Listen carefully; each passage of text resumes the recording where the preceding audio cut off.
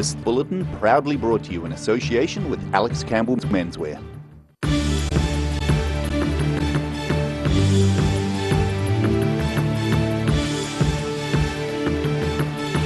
Tonight on The South Today, the Finance Minister answers questions about the government's stance on the future of Tiwai Point. We take a look at a poster competition fighting racism.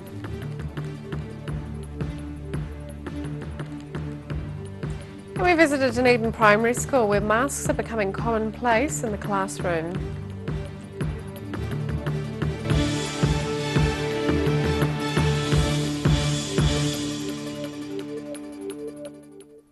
Kia ora, good evening, I'm Sophie Morris.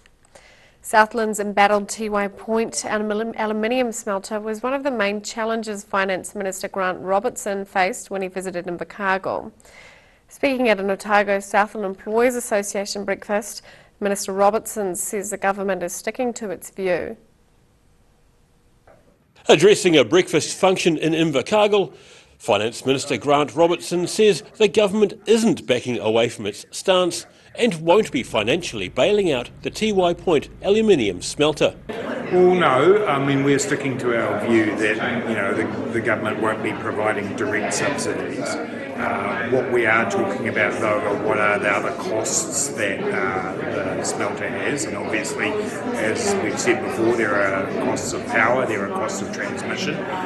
So we're here to talk to see what we can do to support this community. And as I say, the best outcome for me is a managed exit, not an abrupt one. They're the conversations we're going to have right now. Robertson says this doesn't mean the government isn't working through options to help the region and isn't ruling out an extension of the closure date. I mean, all I can say is that, we're here to engage constructively. We want conversations to keep going, and they have been ongoing over this period of time. Last month, smelter owners Rio Tinto announced plans to close the plant next year. The Finance Minister says they're working constructively with the smelter owners, but if Rio Tinto decides to go, the government would like to do the transition. In Invercargill, The South Today. Building projects costing over $300 million might be pushed back several years if the University of Otago misses out on government funding. The university, which suffered a serious financial blow because of COVID-19, has projects worth $180 million in the pipeline in Dunedin. This includes a 450-bed residential college near campus. The university also has plans for a $170 million health science development in Christchurch. The university is describing the chances of receiving government funding as not looking great. The projects were expected to support more than 500 jobs. Both budding and established artists across New Zealand have been invited to design a poster that fights racism. The competition was created following concerns of racism during this year's COVID-19 crisis. Artist Bruce Mahalski is inviting people across New Zealand to design a poster that fights the current trend of racism, both online and in public. What we're looking for is posters that celebrate sort of cultural diversity, anti-racist, particularly as it relates to the local Chinese Kiwis, who have been, I think, hardest hit by racism in New Zealand.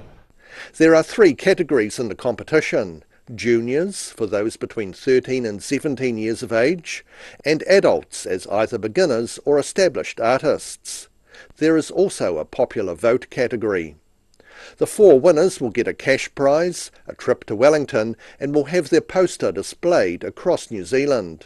And so we're hoping there's some people out there who can really, come up with a cracking anti-racist sort of cultural diversity poster that celebrates why a multicultural society is great in New Zealand and why we don't need any racism. The poster promoting the competition was drawn by Dunedin cartoonist Veronica Brett, who is already working on her second book of cartoons, which explore the outer psyche. Mahalski has some advice on how to create a poster that stands out. So a good poster to me is one that it's got a very strong message to it, and it's got as few words as possible. I think so many posters today are overloaded, they're overcooked by Photoshop. And black and white, can be great. It doesn't need to be in colour. I use a lot of black and white myself. And also symmetry is so important in a good poster. You know, it really has to be symmetrical to attract the eye to it. Entries to the Aotearoa poster competition close in a month's time. In Dunedin, the South Today. After a 2.5-year wait, Sounds Air almost gives a thumbs up to fly passengers between Wanaka and Christchurch. The Blenheim-based company announced its new service would begin on the 2nd of November. Sounds Air say an agreement had been reached with Christchurch Airport as well as Queenstown Airport, which manages Wanaka Airport. However, the final sign-off still has to be given by Queenstown Lakes District Council and Auckland International Airport. Sounds Air say they're confident the service would be approved. One-way fares would cost between about $160 and $280. Teachers at North East Valley School are having to pay a bit more attention to their pupils so as to not confuse them with each other.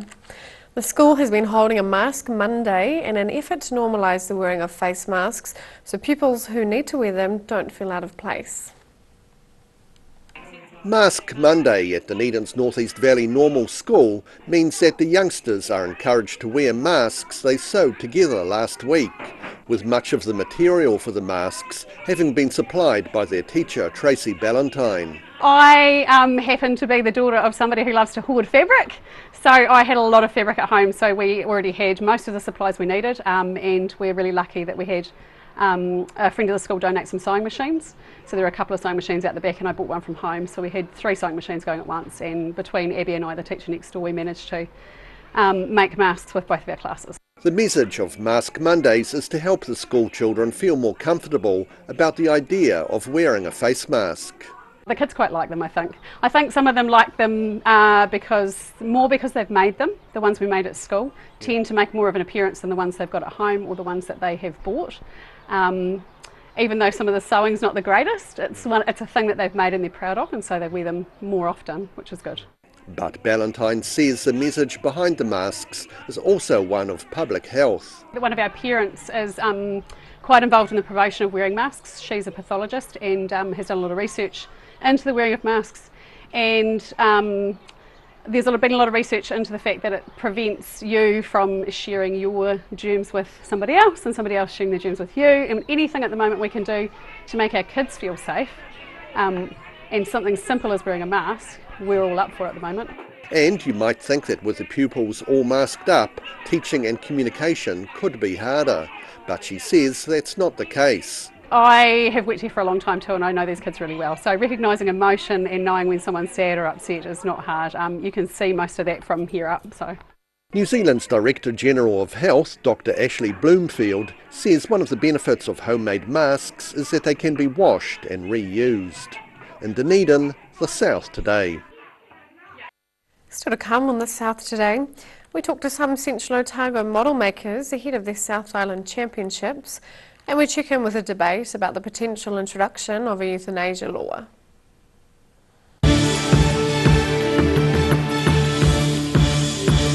All new episodes of Put Some Colour in Your Life are now screening on Channel 39. Take a look at Australian artists and the techniques they use in their studio. Put Some Colour in Your Life, Tuesdays, 7:30. A poorly maintained heat pump can lose up to 35% of its output. The Mr. Heat Pump Cleaner team are experts. Their specially developed chemical wash is totally biodegradable. Call Mr. Heat Pump Cleaner and get the job done by the professionals. Wrens are Otago's painting, tiling and plastering experts. Offering a free measure and quote, Wrens is a name you can trust to get the job done right. Call Wrens today on 477 9384 or visit wrens.co.nz. If you're at risk of developing melanoma skin cancer, you owe it to yourself to have a mole map. Mole map is coming to your area. Phone today to make an appointment. It could save your life.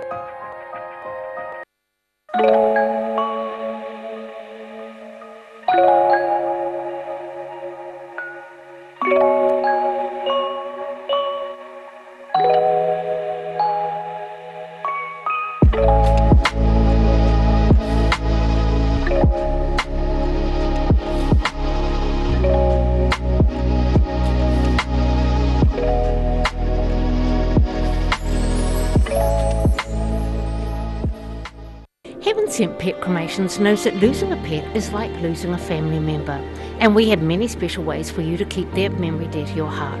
From caskets, remembrance pendants to remembrance spheres. Call Heaven Sent Pet Cremations today. Do you know Youth Grow in Northeast Valley? It's an awesome plant nursery where young people can work and learn life skills.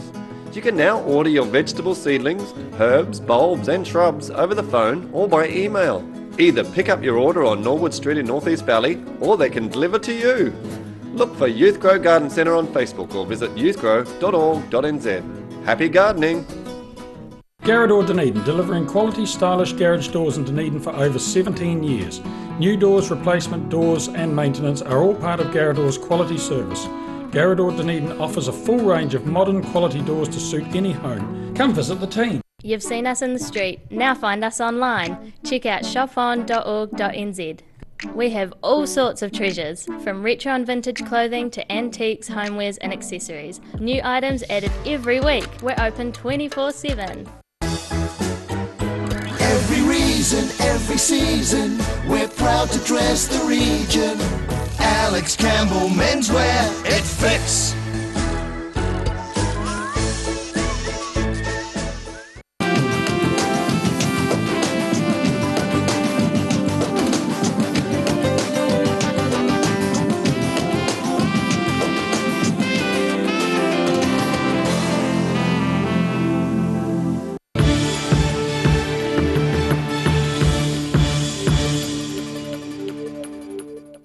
Welcome back.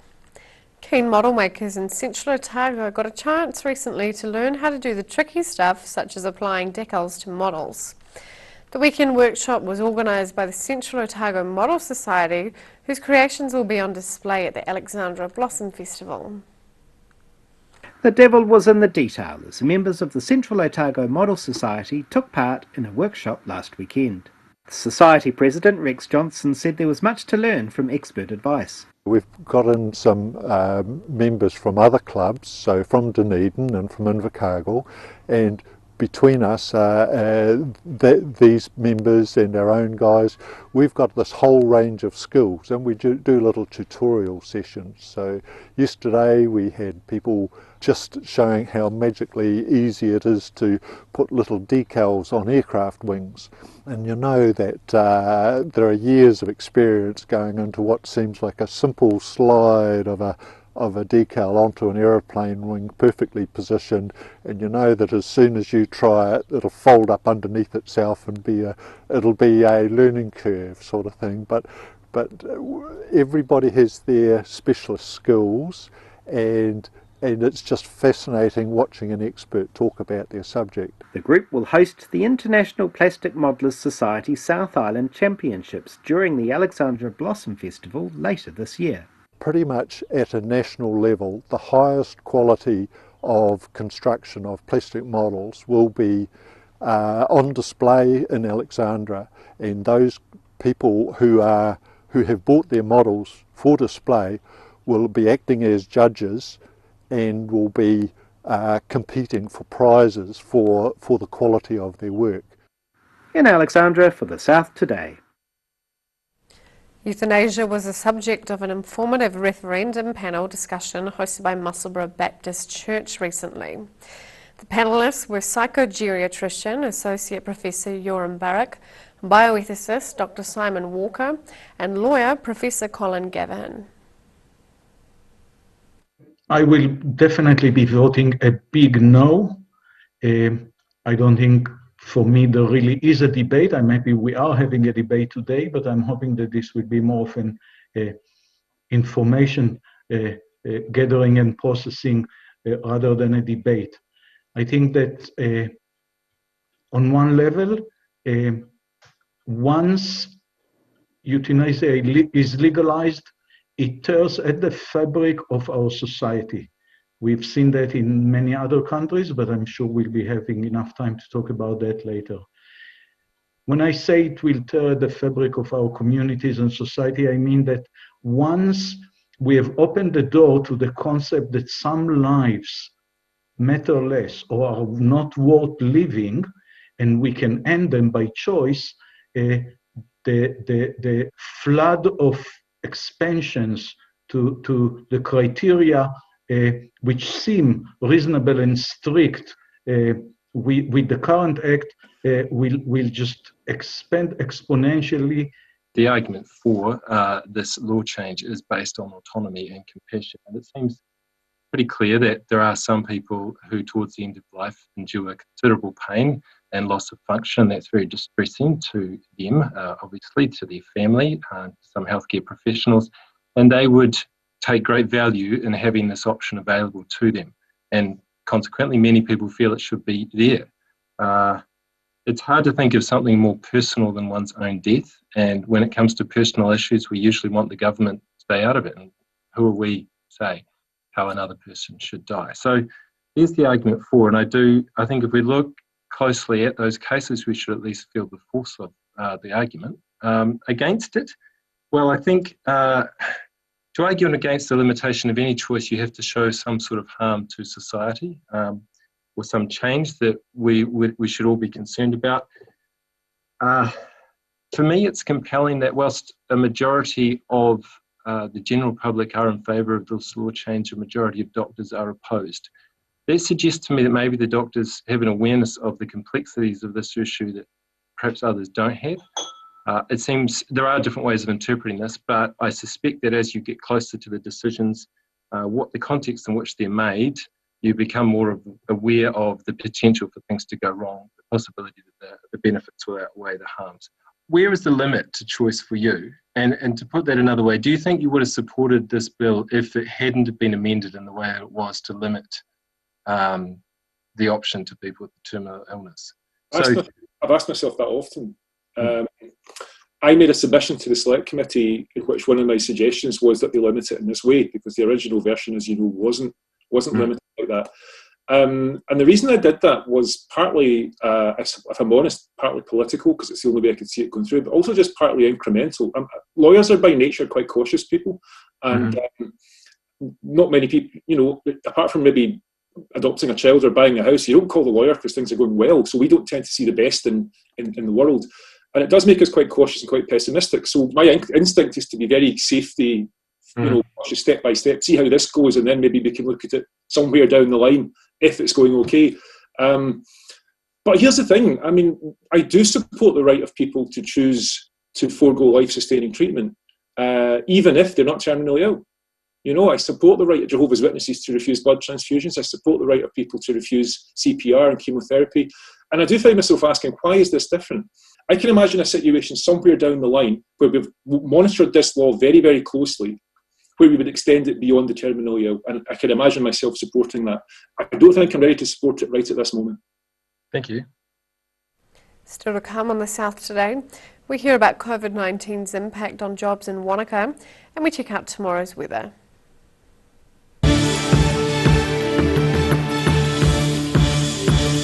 All new episodes of Put Some Colour in Your Life are now screening on Channel 39. Take a look at Australian artists and the techniques they use in their studio. Put Some Colour in Your Life, Tuesdays, 7:30. Garrador Dunedin, delivering quality stylish garage doors in Dunedin for over 17 years. New doors, replacement doors and maintenance are all part of Garrador's quality service. Garrador Dunedin offers a full range of modern quality doors to suit any home. Come visit the team. Do you know Youth Grow in Northeast Valley? It's an awesome plant nursery where young people can work and learn life skills. You can now order your vegetable seedlings, herbs, bulbs and shrubs over the phone or by email. Either pick up your order on Norwood Street in Northeast Valley or they can deliver to you. Look for Youth Grow Garden Centre on Facebook or visit youthgrow.org.nz. Happy gardening! If you're at risk of developing melanoma skin cancer, you owe it to yourself to have a mole map. Mole map is coming to your area. Phone today to make an appointment. It could save your life.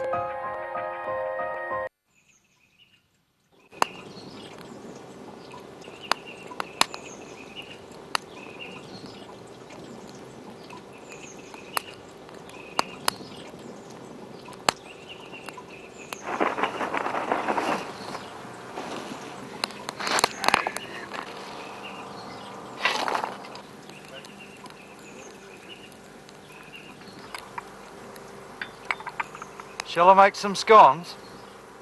A poorly maintained heat pump can lose up to 35% of its output. The Mr. Heat Pump Cleaner team are experts. Their specially developed chemical wash is totally biodegradable. Call Mr. Heat Pump Cleaner and get the job done by the professionals. Step into Shop on Carroll and discover a shop full of treasures. We have a fantastic range of vintage and retro clothes, upmarket clothing labels, collectible items, beautiful jewellery, quality linen and the best range of vintage haberdashery.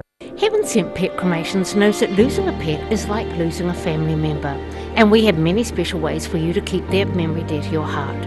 From caskets, remembrance pendants to remembrance fairs. Call Heaven Sent Pet Cremations today. Wrens are Otago's painting, tiling and plastering experts. Offering a free measure and quote, Wrens is a name you can trust to get the job done right. Call Wrens today on 477 9384 or visit wrens.co.nz. Ah, TV, our favourite babysitter. But it can be tough keeping up with what our tamariki are watching. Luckily, the Broadcasting Standards Authority has made some smart changes to the classification labels. Ooh! Plus changes to the time of day certain rated shows will air and awesome new parental lock features, meaning your babysitter's job is safe. Find out more at safeviewing.co.nz.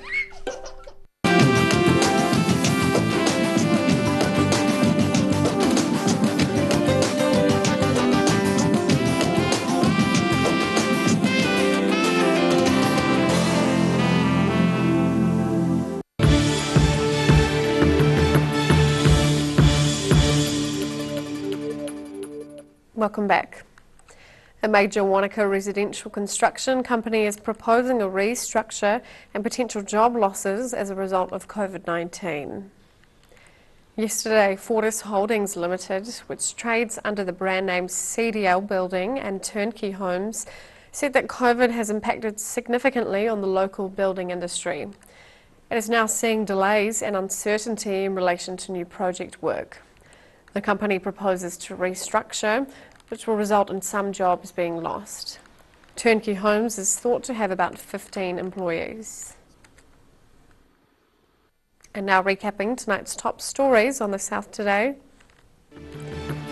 The Finance Minister says the government is sticking to its stance on the Tiwai Point aluminium smelter. Budding and established artists across New Zealand competed to design a poster that fights racism in the COVID-19 climate. And masks are becoming commonplace in a Dunedin classroom in a Mask Monday initiative.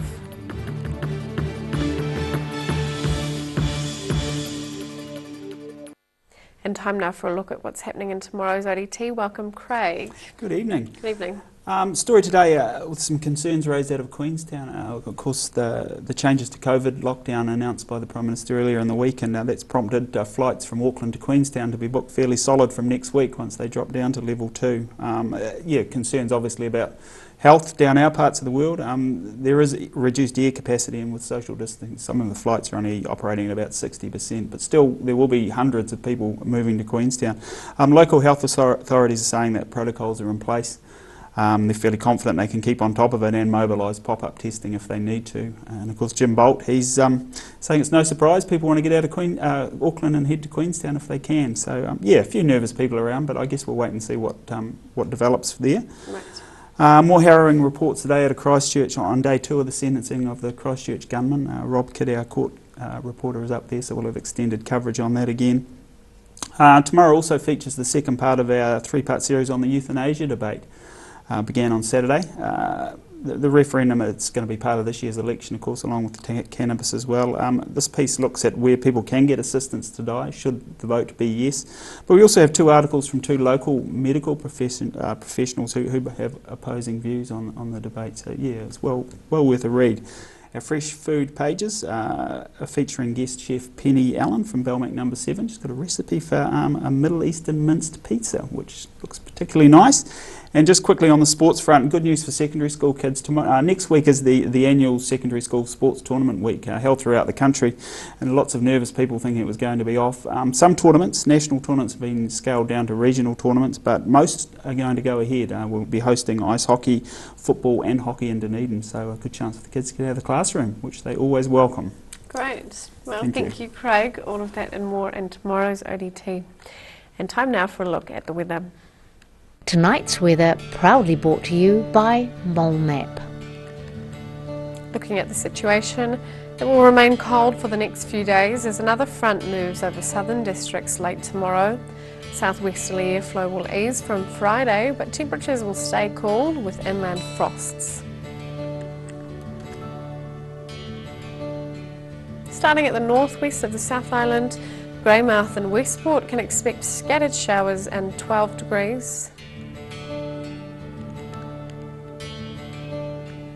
In the northeast, Nelson and Blenheim can expect cloud and 13.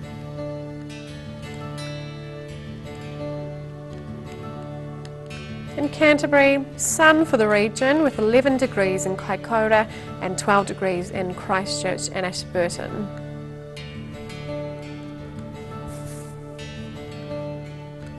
Looking at the southern towns, Gore and Lumsden can expect strong southwesterlies and showers with a high of 8 degrees. Balclutha and the Catlins are in for strong southwesterlies, late showers and a high of 10 degrees. In central, Wanaka, Queenstown and Alexandra are all forecast for moderate westerlies, clear skies and a high of 10 degrees. Tiano can expect gusty southwesterlies, showers and a high of 7.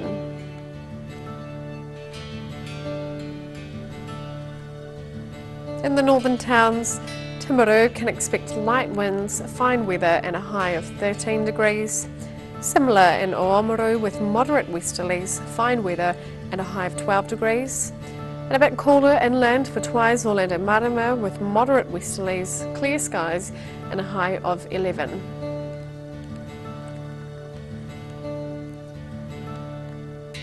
In Dunedin, fine tonight with a chilly overnight low of just 3 degrees. It will be mostly fine and sunny tomorrow with moderate cool westerly winds, but high cloud increasing late in the day, a high of 11 and a low of 7 with showers developing tomorrow night. Be braced for a very cold Thursday with frequent showers and fresh gusty southwesterlies. Some small hail is possible while sleet hits the hills. Showers should clear late in the day with winds easing, a high of 8 and low of 4.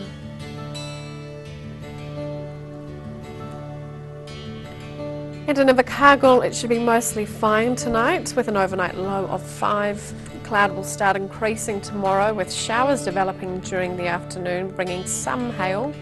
The weather will turn colder with strong westerly winds tending southwest with a high of 9 degrees and a chilly overnight low of just 3.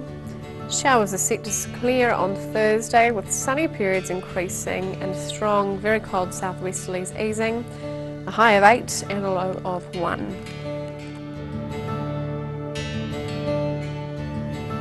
That's all for our news this Tuesday. For the latest news from the southern region, head online to odt.co.nz or follow Channel 39 on Facebook and YouTube. Thanks for joining us. Ka kite anō.